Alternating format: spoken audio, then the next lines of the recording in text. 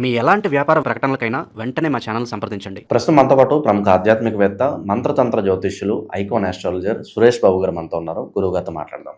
నమస్కారం గురుగారు. జయ శ్రీమన్నారాయణ. ఏప్రిల్ మాసం విశేషంగా కుంభరాశి వాళ్ళకి ఎటువంటి అదృష్టాన్ని నెల తీసుకురాబోతుంది? వీళ్ళకి ఎదురయ్యే లాభ నష్టాలు, మంచి చెడులు ఏ విధంగా ఉన్నాయి?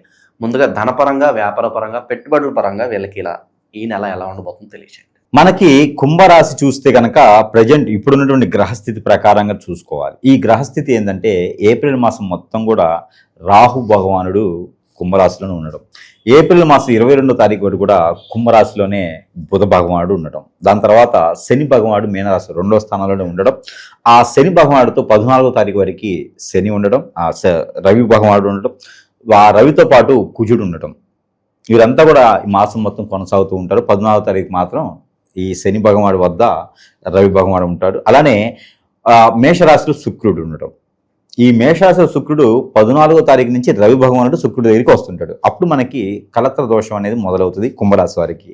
ఏదైనా పెళ్లి కానీ ఏదైనా చేసుకోవాలనుకుంటే 14వ తారీఖు లోపు చేసుకోవడం మంచిది. తర్వాత మరొక మే 22వ తారీఖు వరకు అంత అనుకూలంగా లేదు కుంభరాశి వారికి. ఇంకా లవ్ మ్యారేజ్ అనేది సెట్ అవ్వదు.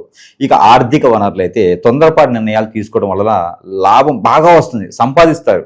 ఏదో ఒక విధంగా కాయో కంజో రాసి సంపాదిస్తారు. కానీ ఉన్నపళంగా వెళ్ళిపోతూ ఉంటారు. బెట్టింగ్ పెట్టడమా, లేకపోతే ఎవరో వచ్చి అవుతాడు దీంట్లో పెట్టుబడి పెట్టండి బ్రహ్మాండంగా వస్తుంది, రోజంతా కష్టపడితే 500 వస్తుంది, దీంట్లో పెట్టుబడి పెడితే 5,000 వస్తాయని చెబుతాడు. ఆడి మాటలను ఇందులో పెట్టుబడి పెడితే బుధుడు ఉన్నాడు కదా, రాహు బుధుడు ఇంకెట్లుండేది అంటే తొందరపాటు నిర్ణయం. 2వ స్థానంలో శని ఉన్నాడు, ఆయన బద్ధకంగా వద్దని చెబుతాడు. రాహు ఏం చేస్తాడో నేనున్నాక ముందు పెట్టని చెబుతాడు. బుధుడు ఏం చేస్తాడు, మోసపోజిస్తాడు. సింహరాశి అది మనకి కుంభరాశి వాళ్ళకి బుధుడు మోసం చేస్తాడు. ఆ మోసం చేయడంతో ఇబ్బంది పడతారు. మళ్ళీ కాలు కొట్టుకుంటూ నష్టపోయి ఇంటికి వస్తూ ఉంటారు అన్నమాట. అలాంటి నిర్ణయాలు తీసుకోవడం వలన ఇబ్బంది పడతారు. ఇంకోటి ఏంటంటే వీరికి ఉన్నటువంటి మొండి వైఖరి ఈ మాసంలో చాలా మొండి వైఖరి ఉంటుంది. చెప్తే వినరు. ఈ పడ్డటువంటి కష్టాలు ఇదంతలే, పోతే 4,000 పోతాయి, పోతే 4,000 పోతాయి, ఇదే ఆలోచనలో ఉంటారండి. ఎవరైనా చెప్తే కూడా అరే నువ్వు నష్టపోయావురా మళ్ళీ ఎందుకురంటే ఇంతవరకు నష్టపోయాం, ఒకవేళ వస్తే అనే విధంగా ఆలోచించి పెడతారు. పెట్టింది ఏమైంది, బుధుడు ఉన్నాడు కదా, నష్టపోద్ది. అందుకని ఏప్రిల్ 22వ తారీఖు వరకు కూడా అలాంటి వాటిల్లో తెలియని వ్యాపారాల్లో పెట్టుబడులు పెట్టకూడదు. దానివల్ల నష్టపోతారు. ఆర్థికమైనటువంటి ఇబ్బందులు అవి ఎక్కడి నుంచి మొదలవుతాయి. ఎక్కడైనా పాత ఇప్పుడు 2 సంవత్సరాల క్రితం 3 సంవత్సరాల క్రితం ఇచ్చిన డబ్బులు ఉంటాయి, అవి 22వ తారీఖు తర్వాత వసూలు అవుతాయి. ఖచ్చితంగా అడగాలి. వసూలు అవుతాయి అని గురువు గారు చెప్పారు కదా సైలెంట్ కూర్చున్నాం అనుకోండి, అట్లా అవ్వదు.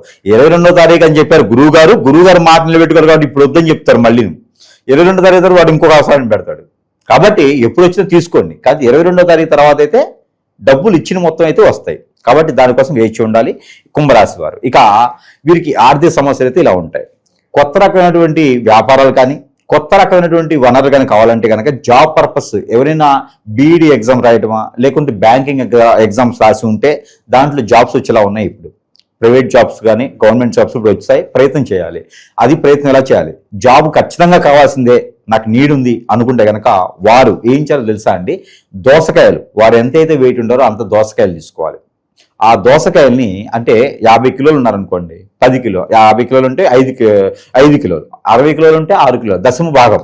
అంటే కొన్ని సంఘాల్లో ఇచ్చే దశమ భాగాలు కాదు, ఇది ఈ దోసకాయలు, దొండకాయలు, తోటకూర ఇవన్నీ తీసుకొని ఆవులకు తినిపించాలి. ఆవులు తినిపించే ఇప్పుడు బుధవారం కానీ గురువారం కానీ తినిపిస్తే ఈ యొక్క కుంభరాశి వారికి అనూహ్యంగా అయినటువంటి డబ్బు కావచ్చు, జాబు కావచ్చు వస్తుంది.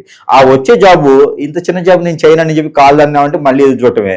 ఇక ఈ పరిహారం చేసుకొని ఏ జాబ్ వచ్చినా పర్లేదు అని చెప్పి ముందు మూవ్ అయిపోవాలి. అప్పుడే వీరికి మంచి సానుకూల వాతావరణం ఉంటుంది.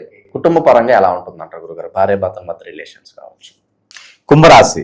కుంభరాశి వారికి భార్యాభర్తల మధ్యన అయితే మంచి అనుగ్రహం, మంచి ఒప్పందాలు, మంచి చైతన్యము, నాగరికత అన్నీ ఉండేసి ఎదుటి వాళ్ళ దృష్టిలో ఎంత అన్యోన్యంగా ఉండాలండి.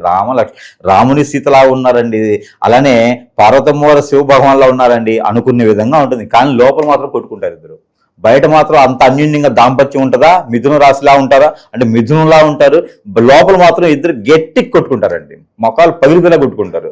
అంత కోపం, కక్ష, కుతంత్రాలు వస్తాయి. కాబట్టి ఒకరి మాట అంటే ఒకరికి ప్రేమ అనురాగాలు ఎక్కువగా ఉంటాయి. కాకపోతే లోపలే కూడా బయటికి రాదు కాబట్టి ఇబ్బంది ఏం లేదు.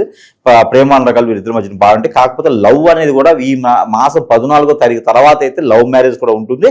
లవ్ మ్యారేజ్ కూడా సక్సెస్ అవుతాయి. అలా అని చెప్పేసి ఇప్పుడు లవ్ చేయొద్దు. పాత లవ్లో ఉంటే 14వ తారీఖు తర్వాత పెళ్లి చేసుకోవచ్చు. ఏప్రిల్ 14 తర్వాత బాగుంటుంది. వీళ్ళకి శత్రు భయం ఏమన్నా ఉందా? శత్రువులు అంటే వీళ్ళకి ఎవరిని నమ్మి వీళ్ళు ఎక్కువగా మోసపోతున్నారు?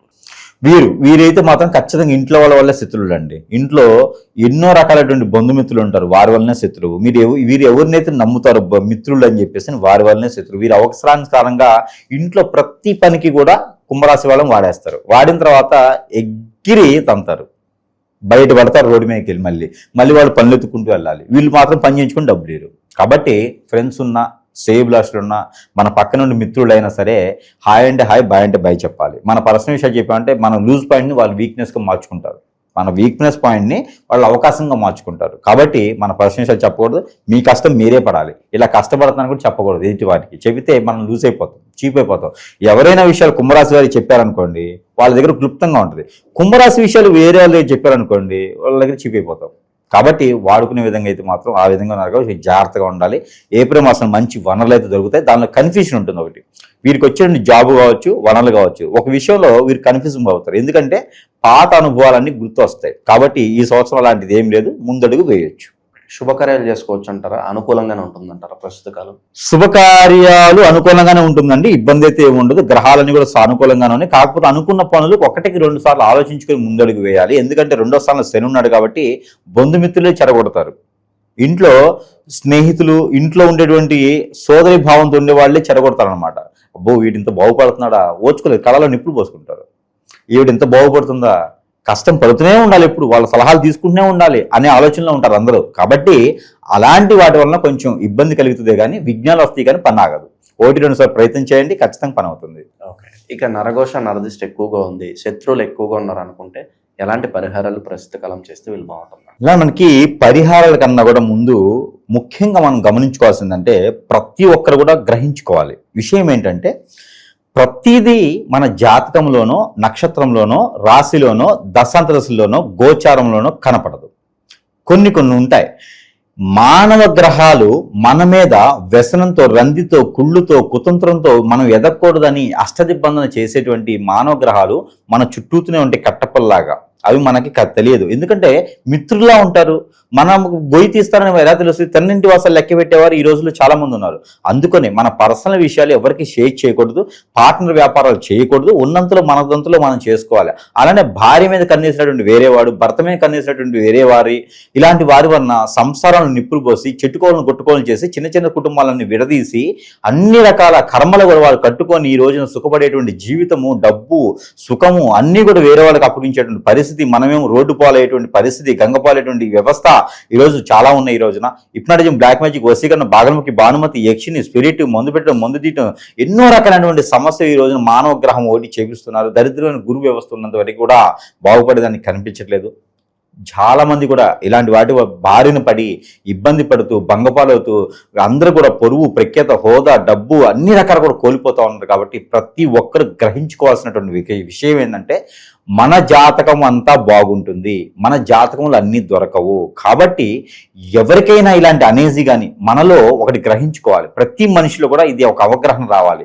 ప్రతి చిన్నవారా పెద్దవారని కాకుండా మనలో ఏదైనా అనీజీగా ఉందా, అన్ఫిట్గా ఉందా, తినలేకపోతున్నామా, కోపం ఎక్కువ వస్తుందా, చిరాకు ఎక్కువ వస్తుందా, ఒంటరిగా అయిపోతున్నారా, ఏ పని అనుకుంటే ముందుకు వెళ్ళట్లేదా, ఏదో జరుగుతుంది. ఇది మాత్రం మనకు తెలియదు. మీరు అతి త్వరగా సమీపంలో గురువురా లేదా నాలాంటి గురువులా లాతోన సంప్రదించినట్టయితే అసలు మనకి ఏం జరిగింది, నిజంగానే మనం ఏదైతే చేయించారా, చేపిస్తే ఇలా అష్టదిబ్బందనై ఉన్నావా, దాని పరిష్కారం వెతకండి. అప్పుడే మనకు ఉన్నటువంటి సమస్య దూరమవుతుంది తప్పితే, లేకపోతే ఉన్న నాళ్ళకి ముందేస్తే కొండ నాళ్ళకి ఊలికినట్టుగా మనకు జరిగినట్టు సమస్య వేరే అయితే వేరే దగ్గర డబ్బులు పోగొట్టుకొని అవి కూడా నష్టపోతూ ఉంటాం. తస్మా జాగ్రత్తగా ఉండండి. మనుషుల్ని నమ్మామా మనం నష్టపోతాం. ఇలాంటి విషయాలు లేదా మాత్రం జాగ్రత్తగా ఖచ్చితంగా ఉండాల్సిందే. అయితే మనకి పరిహారాల విషయంకి వస్తే, ఇక కుంభరాశి వారికి నరదిష్టి అనేది ఎక్కువ శాతం ఉంటూనే ఉంటుందండి. మీరు ఎన్ని రకాలు చేయించినా ఉంటూనే ఉంటుంది. దానికన్నా కూడా ముందు నరదిష్టి, దానికన్నా కూడా ముందు ఎన్నో రకాల సమస్యలతో బాధపడుతున్నటువంటి రాసులు వారు. గ్రహాల్లోనూ, నక్షత్రాల్లోనూ, రాసుల్లోనూ కొన్ని సమస్యలు ఉండవు. మనం న్యూట్రల్గా ఉంటే ఆ సమస్యకు పరిష్కారం దొరుకుతుంది. గ్రహాల శాంతి అనేది చాలా సింపుల్గా ఏదో రెమెడీ చేస్తే అవుతుంది. మానవ గ్రహం చేసేటువంటి పనులకి అవి గ్రహాల వల్ల సానుకూల పడడం మంత్రంతో కాదు, ముళ్ళుతో తీయాలి అనే విధంగా ఏదైనా చిన్న సమస్యలున్నా పరిహారం చేసుకోవచ్చు. పెద్ద సమస్యలు ఉంటే మన దగ్గరికి రాలేకపోయిన వాళ్ళకి మంత్రం చేసి ఇచ్చేటువంటి కొన్ని వస్తువులు ఉంటాయి. దాంట్లో కుంభరాశి వారు చేసుకోవాల్సింది ఏంటంటే, ఇది వారికి కియామాల. మన దగ్గర చాలా రకాల వస్తువులని ప్రతి ఒక్కరికి తెలిసిన విషయమే. ఈ కియామాలను ధరించుకోవడం వల్ల ఈ మాసంలో అయితే వీరికి ఎన్నో రకాల గ్రహాలకు సంబంధించిన సానుకూలత, ప్రకృతికి సంబంధించిన సానుకూలత, వీరి మీద నరదిష్టి నరఘోష, ఇంకా ఇతరితర దోషాలన్నీ కూడా ఇలా చిటికలో పటపంచలేకపోతాయి. ఇది ధరించుకుంటే స్ట్రెస్ కూడా కొంచెం తగ్గుతుంది, పనులు ముందుకు వెళ్తూ ఉంటాయి. ఇక దీంతో పాటు కాలసర్పదోషం, నాగదోషం, కుజదోషం లాంటి వాళ్ళతో చాలామంది బాధపడుతున్నారు ఈ రోజున. వారికి ఒక పీఠం, మంత్రోచ్చారణ చేసినటువంటి పీఠం అనమాట. దీనిలో అన్ని రకాల విగ్రహాలు ఉంటాయి. శివ భగవానుడు ఉంటుంది. ఇంట్లో పెట్టుకొని 11, 21, 31, 41 ఇలాంటి అభిషేకాలు చేసుకోవాలి. పెళ్లి ఎంత వయసు చేసినా కాని వారికి కానీ, ఏ పని చేసినా ముందుకు వెళ్ళట్లేదు, ఏం చేయాలో అర్థం కావట్లేదు, వీళ్ళందరికీ కూడా ఈ యొక్క యంత్రాలు చేసినటువంటిది పీఠం ఇస్తున్నాం. ఈ పీఠం పూజ మందులు పెట్టుకొని ప్రతిరోజు నిత్య అభిషేకం చేసుకోవచ్చు. నిత్య అభిషేకం చేసుకుంటే వారికి ఖచ్చితంగా పనులు అవుతాయి అనేది మాత్రం మనం చెప్పవచ్చు. ఇలాంటి మన దగ్గర చాలా రకాల వస్తువులు ఉన్నాయి. ఇక దీంతో పాటు అయితే కుంభరాశి వారు ఇది ఒకటి గమనించుకోవాలి. ఇది ఇందులో శక్తి యంత్రం, స్త్రీ యంత్రం, ధన యంత్రం అన్నీ ఉన్నాయి. ఈ యొక్క యంత్రాలన్నీ కలిపేసి ఒక ప్రేమ చేసి మనం ఇస్తూ ఉన్నాం. ఇది ప్రతి ఒక్కరి ఇంట్లో ఉండాలి. ఇది మనము ఉచితంగా ఇస్తున్నాం. ప్రతి ఒక్కరికి కూడా ఉచితంగా ఇవ్వడం జరుగుతుంది. ఎవరికైనా కావాలంటే కూడా సంప్రదించవచ్చు. దీన్ని మన వద్ద నుంచి వారి చెంతకి చేర్చేటువంటి రుసుము మాత్రం తప్పితే ఇది మాత్రం ఉచితంగా ఇస్తున్నాం. కాబట్టి సంప్రదిస్తే కనుక ఇంట్లో ఉంటే అష్టైశ్వర ప్రాప్తి కలుగుతుంది. ప్రతిరోజు కూడా ధూపం వేసుకొచ్చి హాల్లో, బెడ్రూమ్లో, కిచెన్లో ఎక్కడైనా పెట్టుకోవచ్చు, వంటగదిలో పెట్టుకోవచ్చు, అలానే దేవుని మందిరం దగ్గర పెట్టుకోవచ్చు, ఎక్కడైనా పెట్టుకుని పూజ చేసుకోవచ్చు. అష్టైశ్వర ప్రాప్తి కలుగుతుంది. కాబట్టి ఇలాగా ఎన్నో రకాల వస్తువులు వాళ్ళ సమస్యను బట్టి మంత్రోచ్చారణ చేసి ఇస్తున్నాం. ఇక దేవుని అనుగ్రహం అడిగారు. వారికి అన్ని రకాల శత్రులు భయపోవాలి, దేవుని అనుగ్రహం కావాలి అని అడిగారు. రావి చెట్టు, వేప చెట్టు ఇవే వారికి దేవుళ్ళు. ఇంకా ఈ రావి చెట్టు, వేప చెట్టు దగ్గర పోయేసి గురువారం దీపారాధన చేసుకోవాలి. లేదా ప్రతినిత్యం కూడా 7 రోజులు కంటిన్యూషన్గా చేసుకోవాలి. ఈవినింగ్ 5లోపే చేయాలి దీపారాధన. ఇలా చేసుకున్నట్టయితే కనుక ఖచ్చితంగా అదృష్టం అనేది వారికి కనపడుతుంది. దాంతోపాటు వీరు ఒక గ్రీన్ కలర్ నిమ్మకాయ, ఒక చిటికెడు తెల్లావాలు, ఒక చిటికెడు నల్లావాలు ఇవన్నీ కూడా కలగలుపుకొని దిష్టి తీసుకొని ఎక్కడైనా పారేటు నీటిలో కానీ పొదలగా చెట్లు కానీ వేసేయాలి. ఇక వీరికి కుక్కలకి గోధుమ రొట్టెలు తినిపించడం చాలా అద్భుతం. అలానే ఆంజనేయ స్వామి ఆలయంలో సింధూరం సమర్పించుకుంటే కూడా వీరికి అద్భుతంగా ఉంటుంది. కాబట్టి ఇలాంటి చిన్న చిన్న ప్రయోగాలు చేసుకుని అదృష్టవంతులు అవ్వచ్చు. ఓవరాల్గా ఈ నెల వీళ్ళకి ఎలా ఉండబోతుందో మంచి విశ్లేషణ అందించారు. ధన్యవాదాలు.